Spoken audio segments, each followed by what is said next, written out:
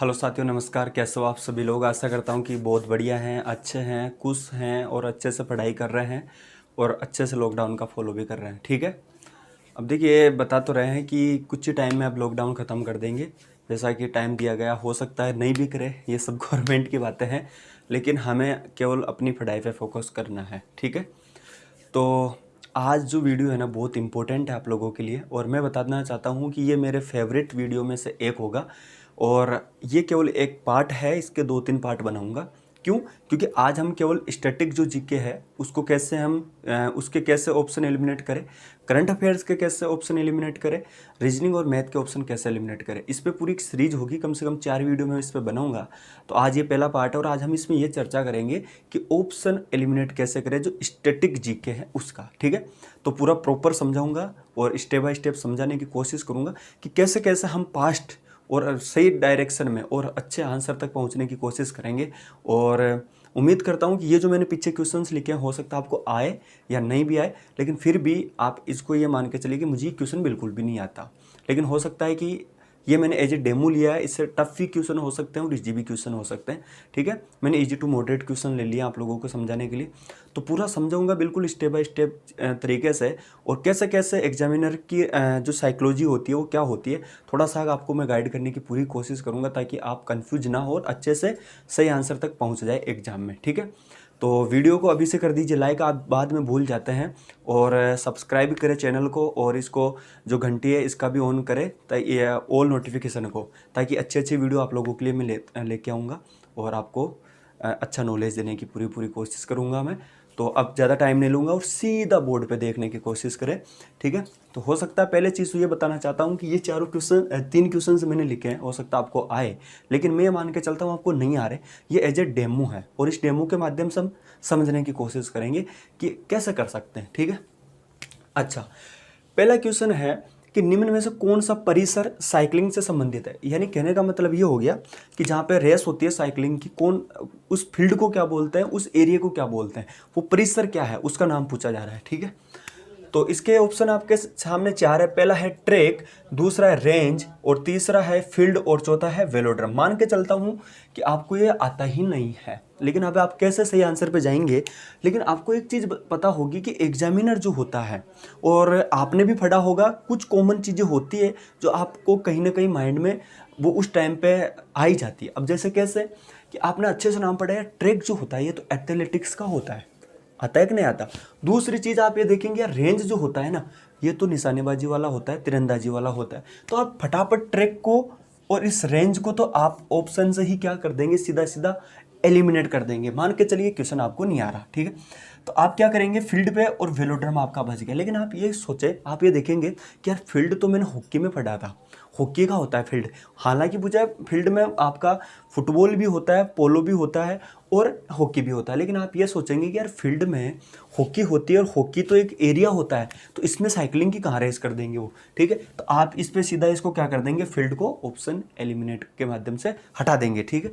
अच्छा, फिर लास्ट में आपका क्या बच गया, वेलोड्रम बच गया, और इस पे आप क्लिक कर देंगे और ये आपका सही आंसर हो जाएगा। ठीक है। वापस समझा देता हूँ, ट्रैक कैसे कर दोगे। ट्रैक आप देखेंगे यार ये तो एथलेटिक्स का होगा, मैंने पढ़ा था यार लूसेंट में या और कोई बुक में मैंने पढ़ा था यार, ये तो ट्रैक जो होता है ये तो एथलेटिक्स का होता है, आप हटा देंगे, ये नहीं हो सकता।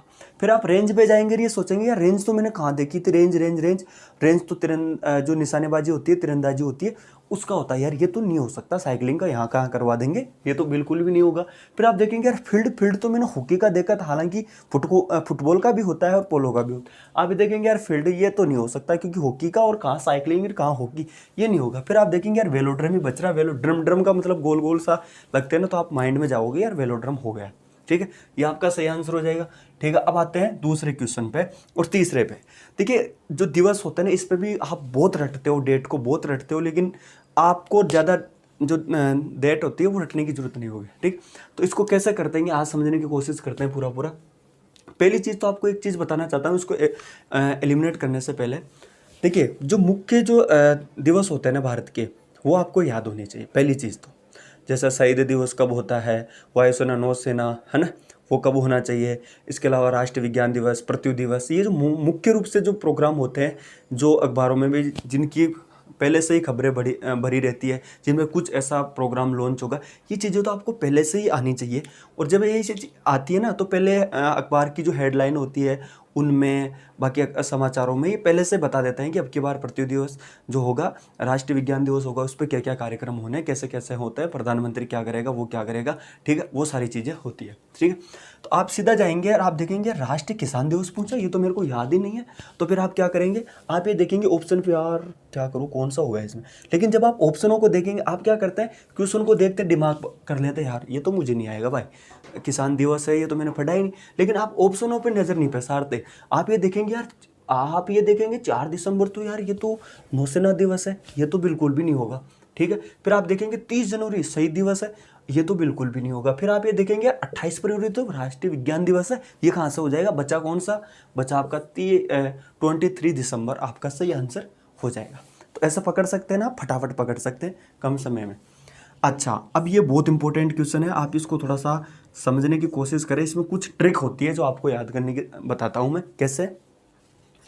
सबसे पहले तो आप ये देखेंगे कि यहाँ पे मुख्य रूप से जैसे यूनेस्को हो गया, WHO हो गया, विश्व बैंक हो गया, है ना, ये जो मुख्य मुख्य संगठन है ना, इनको तो आपको याद करना ही पड़ेगा, ठीक है।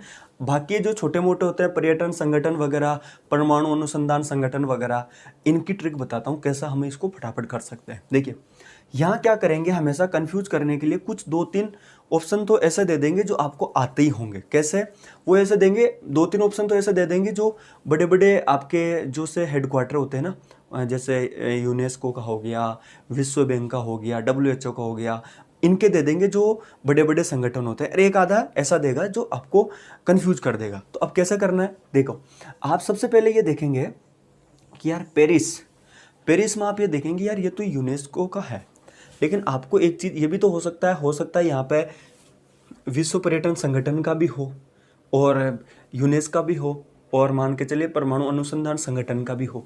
लेकिन आपको एक चीज़ क्लियर करना चाहता हूँ कि ज़्यादातर एग्जामों में देखने को हम मिलता है, और हम भी देखते हैं कि वहाँ पे ऐसा क्वेश्चन दिया जाता है, ऐसा ऑप्शन दिया जाता है यहाँ पे कि जिसका केवल अकेला हो, कॉमन नहीं हो। यहाँ पे ऐसा नहीं होगा कि पेरिस इस विश्व पर्यटन संगठन का भी और यूनेस्को का भी हो, अलग होगा, वही यहाँ पे दिया जाता है ज़्यादातर, 90% मैं बता रहा हूँ, ठीक है। तो आप ये देखेंगे सबसे पहले कि यार ये तो यूनेस्को का है, बिल्कुल ये तो नहीं होगा।